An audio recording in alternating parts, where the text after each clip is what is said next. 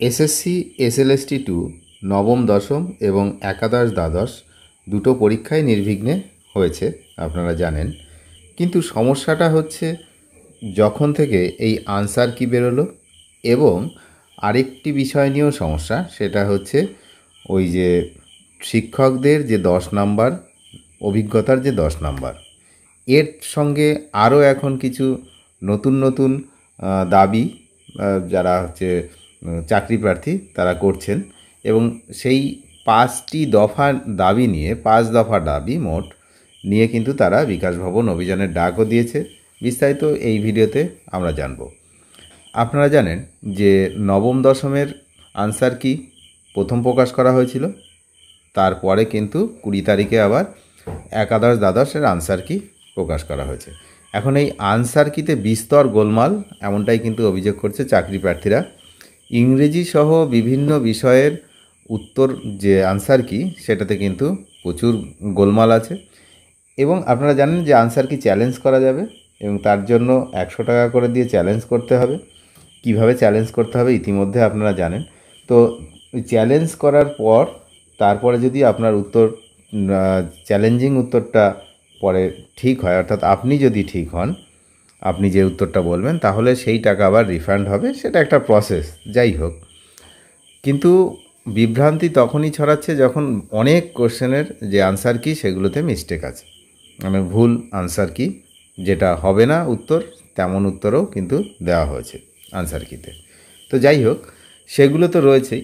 এর সঙ্গে যে 10 নাম্বারের গ্রেস দেওয়া হচ্ছে, অর্থাৎ 10 নাম্বারের যে এক প্রকারই গ্রেস, কারণ এটা হচ্ছে অভিজ্ঞতার নাম্বার। তো যারা পূর্ববর্তী টিচার ছিলেন, যাদের চাকরি বাতিল হয়েছে, তো তারা বেশিরভাগ ক্যান্ডিডেটই কিন্তু 10-এ 10ই পেয়ে যাবেন, বা কেউ আরেকটু কম পাবেন, কিন্তু 10-এর কাছাকাছি।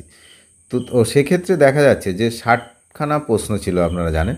তো 60টা প্রশ্নের উত্তর যদি ঠিকঠাক দেওয়া হয়, তো সেক্ষেত্রে তারপরেও কিন্তু চাকরি পাওয়ার সম্ভাবনা অনেকটা কম থাকে যারা হচ্ছে ফ্রেশার ক্যান্ডিডেট। তো এই নিয়ে এবার কিন্তু একটা জোরদার আন্দোলনের দিকে নামতে চলেছেন এই এসএলএসটি চাকরি প্রার্থীরা। তারা বিকাশ ভবনের ডাক দিয়েছেন। তাদের মূলত যে দাবিগুলো রয়েছে সেই দাবিগুলো আমরা একটু আলোচনা করব। চাকরি প্রার্থীদের প্রথম দাবি, যে শূন্যপদ এখানে ঘোষণা করা হয়েছে 35,726টি, এই সংখ্যায় শূন্যপদ ঘোষণা করা হয়েছে। কিন্তু আপনার অনেক দিন ধরে এই ধরনের কোনো পরীক্ষা হয়নি, নিয়োগ প্রক্রিয়া পুরোপুরি বন্ধ ছিল।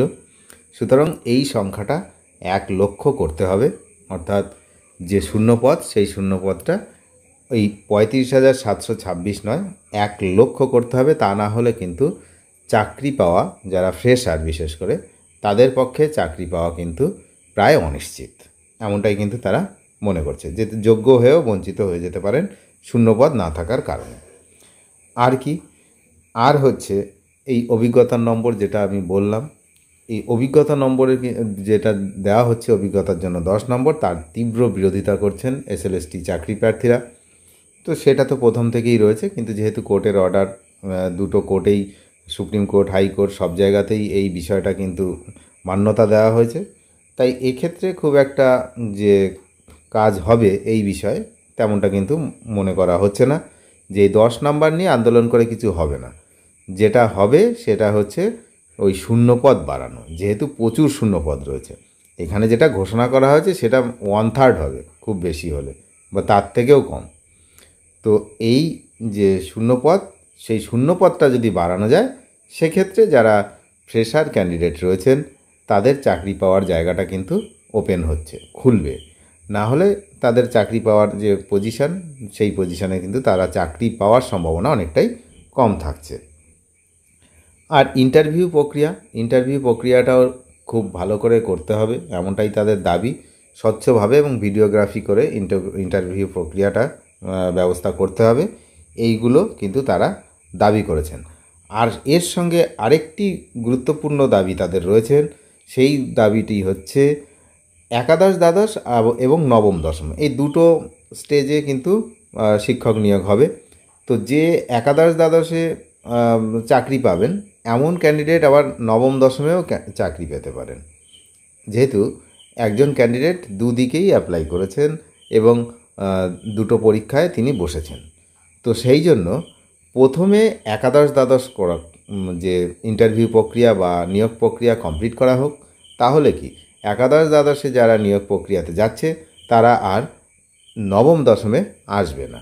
তাহলে নবম দশমের যে বিষয়টা, সেখানে যারা পাবে তারা হচ্ছে ভালো হবে বিষয়টা। না হলে আপনারা জানেন যে দুটো পোস্ট হোল্ড করে থাকলে একজনের একটা শূন্যপদ কিন্তু ওখানে সে চলে যাচ্ছে, এবং পরে আবার কবে অ্যালট হবে তারপরে, ওই সময় কিন্তু আর হয় না।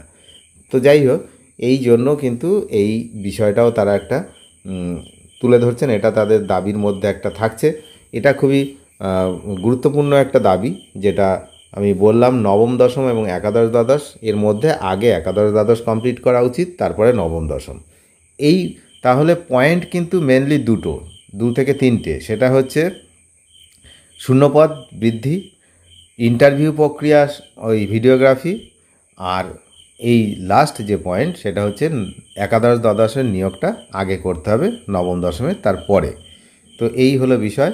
এই নিয়ে কিন্তু কবে আন্দোলন ডাক দিয়েছে না 25শে সেপ্টেম্বর। 25শে সেপ্টেম্বর বিকাশ ভবনে আন্দোলন, একটা অভিযান তারা কিন্তু করতে চলেছে। যদিও আপনারা জানেন কলকাতা শহর পুরো জলের তলায় রয়েছে, তো এই অবস্থায় যদি এই জলমগ্ন অবস্থায় থাকে, সেক্ষেত্রে এই আন্দোলনের রূপরেখা কী হবে সেটা পরবর্তী আপডেটের জন্য আমাদেরকে ওয়েট করতে হবে। অনেক ধন্যবাদ শেষ পর্যন্ত দেখার জন্য।